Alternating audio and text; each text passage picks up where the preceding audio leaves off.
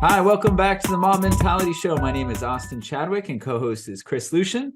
And today we are really excited to have Jim Speaker joining us on the show. Got some great topics, building up a small team as lightweight as possible, XP ensemble job descriptions, and then if there's time, we'll jump right into some pair and mob programming topics, maybe some TDD, TBD, and continuous delivery. All fun stuff. But before we get to those, Jim, do you mind giving an introduction for yourself? Sure, absolutely. So I started out as a self-taught programmer, one of those from our generation that was able to make it that way, right? And so I worked at I've worked at big companies and small and medium, Microsoft, Washington Mutual Bank before its demise. So it's a bit of banking industry stuff, small startup in the fintech industry, and Premier Blue Cross doing health insurance type stuff, which is where I met some really great guys like Steve Quo and Paige Watson, and got really immersed in the software craftsmanship that I'd already been doing for a while, but that's really where I sunk my teeth into software craftsmanship and really started understanding better and practicing better a lot of the XP values and practices and principles. So been doing it about 25 years now. Old guy.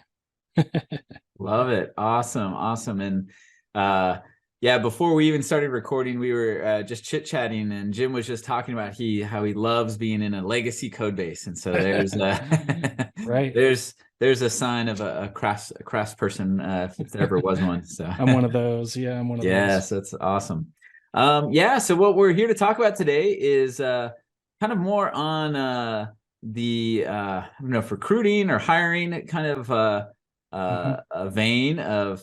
So I guess you've had some recent experiences with building a small XP team as lightweight as possible. How's that been going? I'm working on it. I just got started with it, actually. So nice. I shifted employers about 2 months ago now, from a from Premier Blue Cross, medium-sized company, to a really quite small company that's in the seafood traceability industry, Trace Register.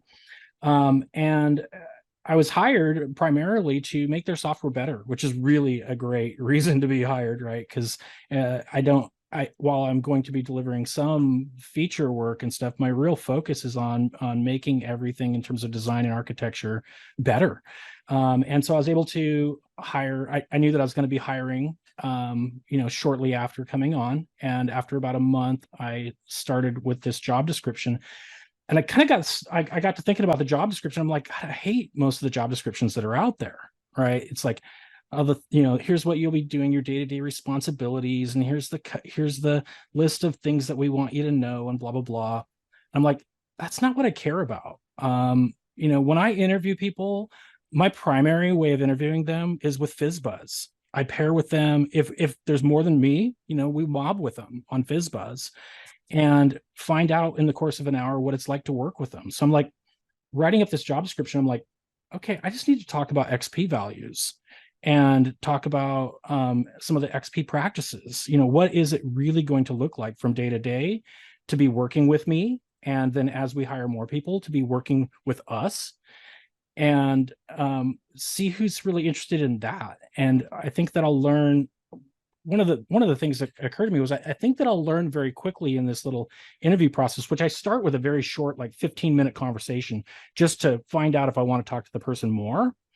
I think I'll find out within that 15 minutes whether they get what I'm saying to begin with, and whether they're into it, right? And it's like, it's all on camera. You can see people's facial expressions. Whether they're into it or not.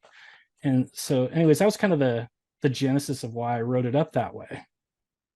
Nice. Yeah, and I saw when it was posted, and whenever I see a job description that's not the incredibly common thing where it's like, I want you to know these 50 tech stacks, and I want you to have these years of experience, and I want you to know requirements analysis, design documents, and God. I'm out. Whenever it's one that I'm like, oh, whoa, these words are XP words, or kind of ensemble culture words, and it like just stands out, like it just jumps off the page to me. And so I thought that was really cool and quite unique. Thanks. And yeah, so I know Chris and I have worked on these. Chris more than me. Chris, what has your journey been like with making job descriptions like this? Oh yeah, I totally agree. Just things like extreme programming or test-driven development being on there and people being attracted by that, and you can kind of tell whether it's a an opportunity by necessity or an opportunity by like people searching for that sort of thing. Right. And I totally agree with the mob interview as well, obviously. And yeah, I look for signs of continuous delivery, craftsmanship, all those things. And then lately, as the team has grown over time, also making the job description process kind of establishing them on our wiki pages, and then allowing anybody on the team to go in and make edits, and then kind of a consolidation and like a recompensating that helps keep it up to date as well. That's a good idea. Those are kind of some of the things that I've learned over time here. It's been a while since we have been searching, so I haven't touched it in a while, but it'll probably be soon again. So that's a good idea, though, to formalize it into a document that people can collaborate on. Yeah. I think initially, so the organization that we're in was very traditional in nature before, and the job descriptions were, very much the like, you must estimate out the 2 to 10 years worth of work and then follow your roadmap. And so as we took those things over, we did the job description design kind of as retrospective process, like this goes, this belongs, this doesn't. And then we realized that it kind of had to be a constantly evolving thing, even as different things became more meaningful and less meaningful to us. And so that makes sense, because the team's going to, like, as you start building a team, or your team composition starts to change, like different things are going to become evolve into being more important to the team, and some of those other less important things kind of drop by the wayside. I mean, that's agility, right? It's like it's experimentation. And if you got an experimental team, what you're saying totally makes sense. So it's kind of as close as possible. What I wanted to achieve was getting it as close as possible to a continuous integration process with the HR department. Ah, nice. Because HR does compensation analysis solely based on the job description, right? Okay. And so now, our wiki has like a Git backend that then tracks all the changes. You can then say, okay, the last time we comped it to today has all of these commits in them. And now you can then aggregate those and then say, these are the changes, and then they can recomp and analyze the position. So that's been, that's relatively new for us, but been kind of the direction that we've been going in, is a kind of continuous integration for job description comp. That's very cool. Yeah. What I know that. Well, that was it. It's just been kind of happening in the background, because it's not even cool. It's maybe not at the forefront, but that's kind of the purpose of getting them onto the wiki. I love it. Cool. Yeah. So Jim, like, are there any specific highlights, I guess, to your job description journey that you had recently? And absolutely, there are. So I wound up only I think I had the short conversations, like 15-minute to, sometimes 30-minute conversations, because it would run over, which is always a good sign, with probably like about 7 or 8, maybe 9 people. And out of those, I had longer, like 2-hour interviews with about 4 people was all, before I landed on, oh my gosh, I got to hire this guy. And it was really cool, because the people that I did interview, I knew that I wanted to have longer conversations with them. And the great thing was that we both got a lot out of the conversations. I mean, I learned things from them, and then they'd learn things from me. And it gave me a lot of insight into the different types of skill sets, especially among junior or just starting developers. There was one guy that I interviewed. It wasn't who I hired, but there was one guy that I interviewed that did FizzBuzz as a chain of responsibility, kind of prompted to go down that chain of responsibility path. And he wound up doing it differently than I'd ever seen before. And I've done the FizzBuzz kata a lot of times. I mean, I told you earlier when we were chit-chatting, I used to work with Steve Quo. So we did katas and I'm doing it now actually with Trace Register every week. So we did katas every week as multiple mobs, because there was a pretty big team that was practicing fast agile. Totally different topic, but fast agiles are awesome. That's a plug for Ron there. Anyway, so I'd seen like so many different ways to do FizzBuzz and so many like little variations, but it was really cool to see something new. So as far as the journey goes, yeah, it was a fun journey. I think for the people that didn't get hired, I hope, as well as, the person I did hire. And for me, it was really enjoyable. I really like that style of interviewing because I've gotten, I think, honest feedback quite a lot at the end of the interview. People will tell me that was fun, or, and I learned a lot. And I'm like, okay, great. That's awesome. I'm so glad. Yeah, definitely. I've definitely had that experience too, where people are very appreciative for the process. And so that's always fun to see. And then for those who aren't so appreciative of the they weren't upset or anything, but you could just tell that the social thing wasn't really theirs. And that kind of leads to a couple questions I had about the kind of hiring and job description thing. Okay. I think I got kind of two veins. One is, maybe I'm trying to think. It came up because I was talking to a family member who is a recruiter, and what's funny is they're not from the tech space, but in the last few years they've grown to be a tech recruiter. And he was asking about how we hire and what we're looking for in our job descriptions and stuff, and he was shocked by what I was describing, because he was like, everything I do is all tech-based, like you must have, and he's like, I don't even understand what the words are, like, like all these long strings of tech names you need to know and stacks. Right. But he's like, almost everybody will not even look at a person unless they know this very concrete, specific tech skill. And it made me, and I started talking to the family member about it, like why we're different, but it almost led to an elevator pitch situation. Like why do the job description differently? Why look for these principles and practices over 15 years in the exact technology that your team's using right now? Right. Yeah. What are your thoughts there, Jim?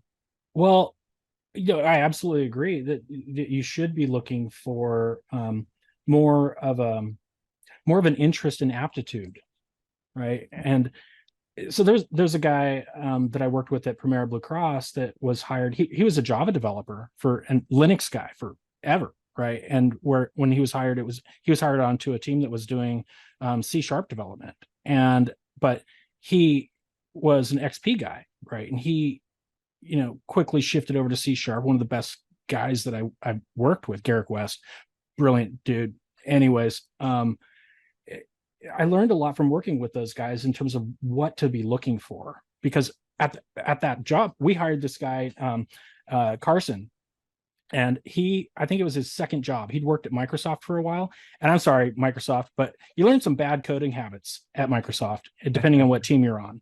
And you write some procedural class-based code. You're not, mostly not actually object-oriented code. Anyways, we mob interviewed this guy, Carson, and I think there was about 5 or 6 of us interviewing. It was so disconcerting for him. I know that it was just nerve-wracking for him to be interviewed by so many people doing FizzBuzz and like us talking about all these new concepts to him. They were all new concepts to him. But the thing was that we could tell instantly that he was really, really smart and that he loved what we were talking about and that he wanted to do it. And so we hired him. And now I would love to work with that guy again. He's one of the best engineers that I know, after a fairly short time period. So I don't know. I feel like I'm kind of rambling from your original question, but No, yeah. But yeah, it's like you're really, like I said, you're looking for aptitude, you're looking for interest more than you're looking for specific skill sets, because those specific skill sets will come. And the other thing is that I've been burned with hiring like senior contractors enough times that it's like they get set in their ways, right? And they tell you what you want to hear during an interview. They get real good at it. They're like good at interviewing, right? So they know how to tell you what you want to hear, and then you hire them, and then after a couple of weeks, you're like, holy crap, what did I do? We got to get out of this. Because team composition, this is one of the things that I thought was kind of interesting that I learned, in more recent years. It's that whole thing around, like, I call out managers all the time when they call people resources, and I'm like, oh, do you mean money? And they're like, no. Oh, you mean people? You should say people. Anyway, because we're not fungible resources, right? Everybody's different. And they bring different skill sets and different social skills and social sort of angle to the team. So when one person leaves a team or joins the team's not the same anymore. The team composition totally, it changes. Your dynamic changes. And so when you wind up hiring like the senior developer that you think was great when you interviewed them, and then they come in and then they just want to do things the way they always have, it is such a drag on the team morale. And it just kind of causes problems. So, and it's hard to find XP practitioners that aren't $1 million, So my whole slant on like this job description and the level that I was trying to hire at was, I want to hire the smartest, like beginning to early career dev that I can find. I'm looking for the next Carson, right? And then I want to teach them the values and the principles and the practices the best that I can. I'm not the greatest dang programmer on the planet by any means, but I do TDD, right? And that helps me step through problems in a very methodical way. I want to teach these people these very simple sort of mechanisms that you can use to step through problems and not make them complicated, and therefore not wind up with complicated code. Yep. Yeah. And I think I've seen the same thing where I've seen it go really well if, let's say you have a job description and you're looking for the, so to speak, unicorn XP person, right? Yeah. Yeah. And, but I've also, and those can be hard to find, but I've also seen it go well. Someone who, oh, there's a unicorn right there in Chris's camera. And similar to what your experience was, someone who maybe hasn't even heard of XP, but they're, in the interview process or community events or something like that, incredibly excited about it, shows a good aptitude to learn and, pick things up, and really runs with it, and also has the good social skills so that whatever they pick up can maybe be spread with others as well, and those kind of things. And I've seen that pattern. I don't know if I could count, but I think it's at least 10 times or more that I've seen that pattern happen. And it's pretty fun to watch. That's awesome. Yeah. But Chris, you mentioned it, and I think Chris mentioned it too. And with the job description, a little bit of a story and then a question, but okay. I recently ran into, it was an internet type of conversation, but the person had a bunch of words that were very XP sounding on everything about them. But then when they talked about what they do, it was completely the opposite, and so, where you kind of, like we were talking about, the some people will tell you what you want to hear in the interview, right? And you don't find out till they really do it. So it's kind of this buzzword gamemanship, semantic diffusion concern where they'll use the words but don't know what they mean, or they know what they mean and don't agree with them. And so it's this right. Yeah, have you encountered that? Oh my god, everybody knows TDD. It is on every resume that you will ever see and it will be for like ever, because you got to know how to do TDD, so I'm going to put it on my resume. And My buddy Quinn and I, when I was the most recent years at Primera, we were interviewing, contractors quite a bit, and every resume, dude. And that's where we actually got down to, we would waste our time with so many interviews, because TDD was like one of the most important things to us, right? You've got to, we were hiring senior people, right? So if you're senior and you're saying TDD, you better know what it means. And within 10 minutes, we'll know if you know what it means. Right. So that's how we got down to that 10-minute thing. Let's quit wasting our time, because you don't want to, we care about people, right? We don't want to make somebody feel bad by going, hey, we're going to schedule a 2-hour interview with you, and then after 30 minutes go, we're good. But, because then they're just going to feel terrible. Yeah. That sucks. I don't want to make somebody feel like that. But, oh my gosh, Austin, you're totally right. I mean, they will put on their resume, and they will Google, or they will chat GPT questions, or whatever, to try to get this superficial understanding of what it might mean, and then try to talk the talk. You mentioned Stephen Quo. When we were talking to him, he brought up Llewellyn's 6-minute interview. And so I talked to Llewellyn about it, because I was like, well, I'm going to be doing interviewing soon, so probably want to do that. So Llewellyn gave me the 6-minute interview, and it was pretty interesting. But it was literally like, open an IDE, clone this Git repo, run these tests, and then start making them pass.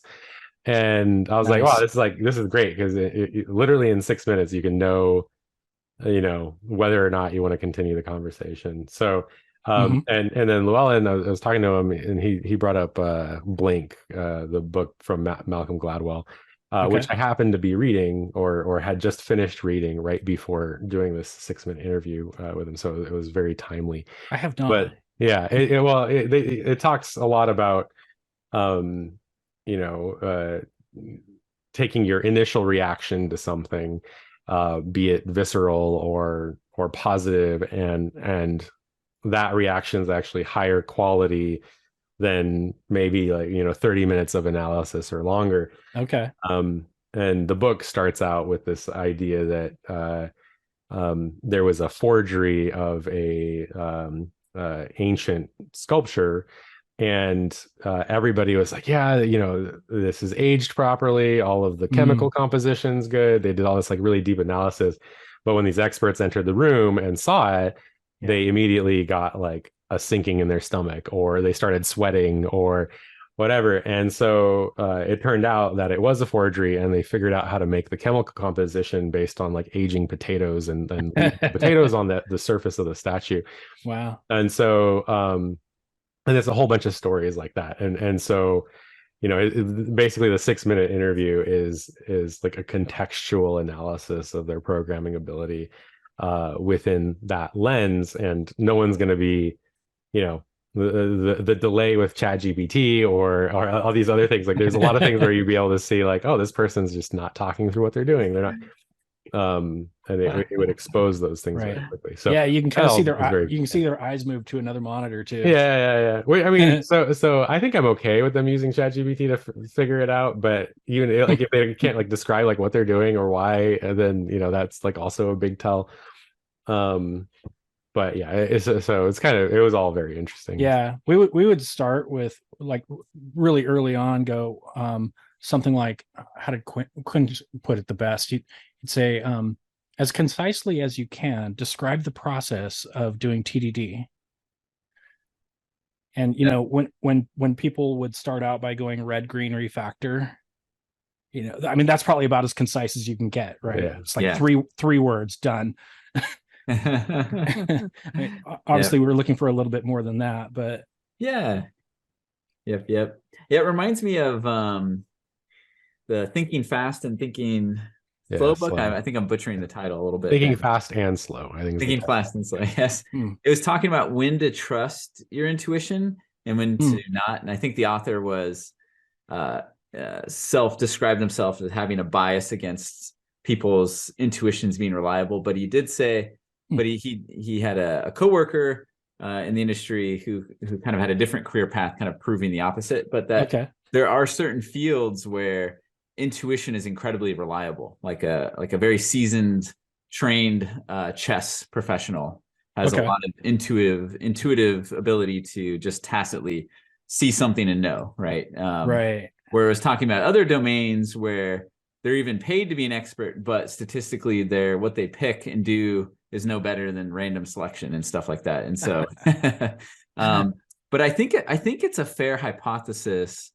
that craftsmanship XP feels kind of more like in the chess category, right? Where like you spend some time with someone, see how they operate on the board, you kind of get a feel for, what do they know? What are their habits? What do they do? That kind of thing. And, I guess anything can be misled, but it feels like, ensembling, mobbing, XP, something that can be caught, something that can be seen, but it's hard to quantify with a Scantron test or some other quantifiable analysis, right? Yeah, the chess analogy is interesting. It's pretty applicable, I think, in a number of different ways, because it's like when I've only become a little bit good at chess, not good at chess, but okay at chess. Learned it enough to know that I'm not very good at it, but that's beside the point. So, but with chess, it's like it is the kind of thing where, like, kata type practice, like that kind of perfect practice, like would really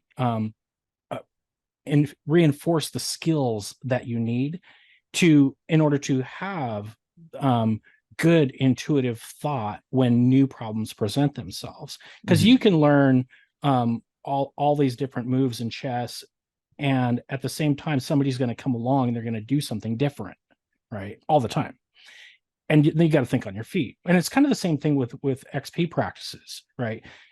You only get good at TDD by doing it a lot. You only get good at pair programming or mob programming by doing it a lot. There's even a rust factor that gets into it too. It's like, for a little while at the beginning of this job, I was mostly working by myself until I just hired somebody at the beginning of this week. And it's like, oh, good, I'm pairing again. Oh, thank God. Because you kind of get into this solo mentality, and it's, once you've done this for a long time, it's really easy to break out of it, and it's really easy to go, I'm so glad I'm out of that, and this is so much better, to be working with somebody all the time. So anyways, the chess thing kind of rang true with me, though. Nice. Right on. Cool. Well, I guess the transition topics, what's your kind of pair and mob programming journey? What's your story? I started pair programming at Getty Images, actually. Really great team at Getty Images. And I think that's really where I learned, agile. I won't call it methodology, but more philosophy. I started on this team that was always pair programming. You had to pair program every day. And I think there were about probably 10 developers on this team, but because we paired, it produced a good cadence. It wasn't a too big of a team. And at first it was disconcerting, right? It was like, and it took me a while, like probably 4 or 5, maybe 6 months, where I felt uncomfortable and almost dreaded going to work, because it was like, okay, here we go again. And it's also kind of that imposter syndrome thing. Even though I'd been a developer for a long time, I'm now working with a bunch of really smart people and seeing how well they develop and needing to sort of meld into that.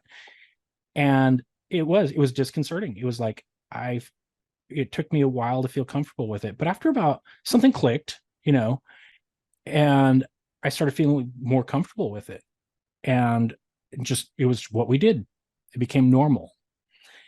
And after a while, it was like, this is the way, right? Like, this is so much better quality, and we're not doing pull requests. This team was awesome. We were delivering software to production once or twice a week. We were building 3 different websites on one code base when I came on, and they had me up and running with the 3 different websites on my personal laptop the first day. So they had CI, CD down. They were practicing Scrum and 2-week sprints when I first came on. but they, within, I think it was probably within about a month of doing retrospectives once in a while. I think we'd done a couple of retrospectives, and in one of them, they were like, one of the guys was like, yeah, I don't think that Scrum is serving us very well. I think that we should try and experiment and go straight Kanban for the next couple of weeks and see how we like it. And after a couple of weeks, we did another retro. We talked about it. We were like, yeah, that's going pretty good. Let's keep doing that. And then after a couple of weeks, we're like, yeah, let's not go back to Scrum. And after a little while being within the next year or so, the rest of Getty Images was not doing Scrum. They're doing straight up Kanban. And just like, which is so how I think now. I'm always saying, what's the next most important thing? Okay, we'll work on that. Of course, I got to kind of know what's the next most important thing after that, and maybe the one after that. But just tell me what's the next most important thing, and I'm going to do that for you right now. And one quick anecdote on that is we recently had that experience where this is certainly going to be the next most important thing. And then a month goes by and then it no longer is, Yeah. So, there is, if you're in that, get the book, Fearless Organization calls the VUCA world, where things are just constantly changing, right? Then, there could be a lot of waste in looking too far ahead, right? I think, one of the most impactful conversations that I had about that was, not so much conversation, but listening to Woody Zuhl at like one of the Seattle software crafters meetups. He came and did his talk on no estimates, right? And I still, the thing I remember about that talk is that he does this, pulls out a stack Post-it notes, and he goes, business is telling us this is these are the requirements for what we need to work on. And, and he'll come in and he'll go, well, can you just like narrow that down to the top 4 pages of the requirements in terms of what's the most important 4 pages of things that you need? And anyways, make it short. He like narrows it down. He winds up with a sticky note and he's like, okay, let's narrow it down further. Okay, what if I told you that we can do this and we'll deliver it to production next week? And they're, and of course the reaction from business is going to be like, really? Well, yeah, do that. So that's kind of how you, and so by getting your team into that mindset and getting the hard part is getting management to trust you with that kind of process. You build this ability to like start actually getting flow and getting throughput. For managers or product owners that would come in and didn't really understand all of that very well, and back in the days when we used to work in person particularly, I'd go to a whiteboard, right, and I would draw a picture of a conveyor belt with a big machine on one end of it, right? And I think I got it from some book. Most of my ideas aren't really my own, but the conveyor belt, there'd be boxes, like big boxes and little boxes and medium boxes. And then I draw the product owner at the end. I go, this is you. And I draw a little stick figure at the end with a big question mark above his head. No idea how long anything's going to take to build and come off the conveyor belt. And then I go into the Woody Zuhl thing, right? And I go, let's make all of those boxes approximately the same size. And then I'd erase this question mark, make them all about the same size, approximately the same size. They can't all be perfect. And then I draw a big happy face or put a big smiley face on him, right? Because then he's going to know approximately how long it's going to take for these features to be built based on yesterday's weather. Now we're forecasting. We're not estimating. So, you know what? Before coming on this, I was thinking to myself, what a wonderful, don't get me wrong, what a wonderful echo chamber we live in. Because we all totally agree with each other, right? Yes. And a lot of the names that I've, of my friends that I've dropped during this conversation, we all agree with each other too. And when I hop on LinkedIn and kind of get into some of the conversations on LinkedIn and so forth, and other social media where I talk about programming or anything, not everybody agrees with me at all. Oh yeah. There are people that vehemently disagree with me. Yeah. Anyway, and that's fair. And especially I think the estimates versus no estimates, debate as well. Yeah, that one's heresy, man. Yeah, and people take very vehement sides, on either side of that argument. Um, I think, getting down to things like lean and flow and other, certain styles of doing work, I think that it's pretty interesting. I think convincing the business side of some of these things, is kind of a matter of just delivering differently often. Mm-hmm. And saying, hey, Demoing. yeah, Demos, exactly. man. You don't have to use this right now, but I did notice we could deploy this to production today if you wanted it. Like stuff like that, soft selling, the pitches and stuff. Yeah, man. And that all has been, very useful to me in the past of just, you know, because I think, even the business side has been trained over the years to think of software development as something that you architect and build over years and all this other stuff. Right. And it really is kind of like a seeing is believing sort of thing. And then there's also, even when you're responsible for APIs to other software groups, for example, and they're doing work differently than you are, then sometimes it does get into, it's like, well, let's write integration tests against the depended upon code, and and then it's like, oh, hey, we noticed that something went wrong with your API. We noticed something. Eventually it's like they're forced to internalize that. So you can inch toward like small organic growth, iterative growth, over time of that idea, and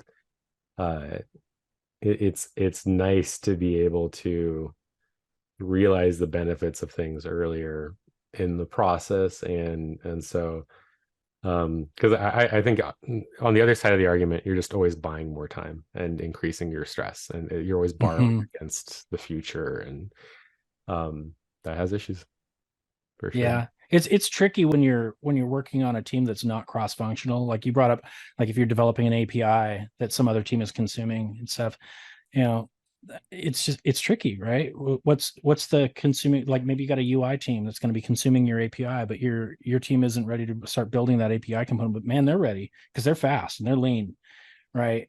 And they're stubbing your API. But the nice thing about that, what I discovered when I was at Getty Images, exactly that problem occurred where we were faster than the API team. Sorry, API team. But by studying what we expected from the API, we were then able to inform them what a good contract would look like. And so that team started to adapt a little bit and more and go, let's start looking at our API development as more of a customer driven type development rather than developing stuff and going, hey, I hope you like this. Mm-hmm. Yeah, absolutely. Yeah, no, I love that. Yeah, having that kind of more systems customer perspective is fantastic. And I think one thing I wanted to go back to a little bit was the echo chamber thing, because I think it's quite valuable in that there's value in both things, because you're in a context, and if you're in a context, let's say you're at a meetup or your current team where there's a lot of buy-in for a certain idea, it's okay to be in that echo chamber and work out your view and think through it. But it's also very healthy to do things to have that view challenged, right? So you, like you said, you stepped out into LinkedIn or kind of the ideas marketplace, and there is a lot of value in being able to learn from others, go into it with an open mind and see how test the idea, so to speak. And test the idea, see how it works in your practice, see how it works against other people's ideas. And what I love about a lot of people in the community is it's a very kind of open book. I've heard quite a few people say something like, mobbing's great, and I'll be happy when the next best thing comes out that supersedes it. You know what I mean? Where it's kind of like this openness to, hey, this is the best thing right now, but I'm going to keep experimenting, and hopefully soon we'll find something even better than that or something. And and I think in part, Chris, if I remember right, this is kind of why one of the reasons for a visitor program is that you have a visitor come in and then you're explaining yourself and why you're doing what you're doing to a visitor. kind of puts you in those shoes at least a little bit. Yeah. Well, also they'll be like, wow, we're doing this instead. And then it's like, oh, hey, that's like a way better idea than what we're doing. So Yeah. yeah, visitors, Right. and you can get critical feedback from the outside, as well as, reinforcing feedback. But I think generally speaking, regularly having visitors on a team will, from other companies or whatever, maybe you have an NDA or something. What you get, both teams benefit. Like it's a net gain across the board, because maybe they learn something from you, maybe you learn something from them, maybe you learn that what you're doing is industry leading, maybe you learn what they're doing is industry leading. Either way, you come away with either more information or a better process, or both. And so Yeah. So like the only place that I don't think it works is if you're in a competing industry or something. But Right. I think we did that a few yeah. times that I can remember at Premier Blue Cross. In fact, I think that was actually when Ron Cortell was still with us, and we were being a lot more actually agile than later years. Yeah, that's fair. But yeah, that kind of like, where did that get its start? Like that whole the notion of like the visitor program. So Woody, I think, brought in different visitors, and from time to time. I think before we even called mod programming or coined a name for it or whatever. Yeah. I think Woody had brought in a visitor, and they're like, wow, the way you're working is really interesting, you should give it a name and talk about it. Like that was kind of when that was maybe the instigator for speaking about it at conferences and things like that. But that was like very early on. And a lot of the time it was people that we knew were doing things that maybe were more lean or agile than we were, and having them work with us for a little while, we understood that something was something could be improved based on like suggestions and things like that. And I think after mobbing, that very quickly became people like saying like, oh, what the heck are you doing over here, this is really interesting. But yeah, that was like very early days. We had visitors very, very early on, even when the team was kind of transitioning to something more lean and agile. Yeah. It's great though. Yeah. Nice. Well, maybe we're getting to the end. Is there anything you want to share or plug before we close, Jim?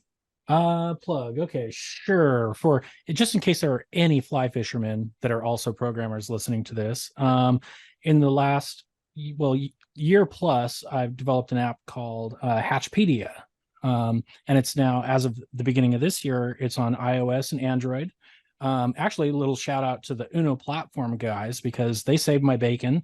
Uno platform was a great way to develop cross-platform, where I was having all kinds of struggles with Xamarin Forms, and then even with .NET MAUI didn't seem to save the day, but Uno platform did. And I've got this app out called Hatchpedia. It allows fly fishermen to determine what a bug is that they see.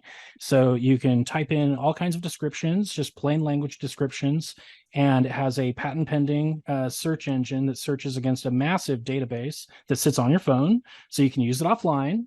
And it's entomological as well as empirical data about 522 species, and comes back with a list of most relevant search results with over 1,000 images available right now. So if you want to figure out what a bug is, Hatchpedia is your friend. It's less than a cup of coffee per month for the subscription. So, yep, there's that. All right. Nice. Does it work in Zelda? So if I'm fishing, with my daughter on Zelda. No, I don't think so. Yeah. Okay. I don't think bugs are going to matter in Zelda. Fishing in video games is weird, man. Oh yeah. I've done a lot of it.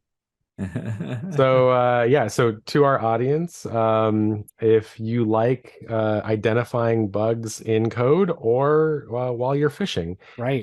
then you may want to recommend this episode to them. If they're, if you know anybody that's hiring or looking to build out a team and are just looking for ideas on how to maybe organize their resumes, or not their resume, their job description creation, send them this way. And please like, subscribe, ring the notification bell, all that. And thanks for listening, and thanks, Jim, for being on the show, and we'll see everybody later. I really appreciate you guys having me. All right, bye, Awesome. everybody. See you. Cheers.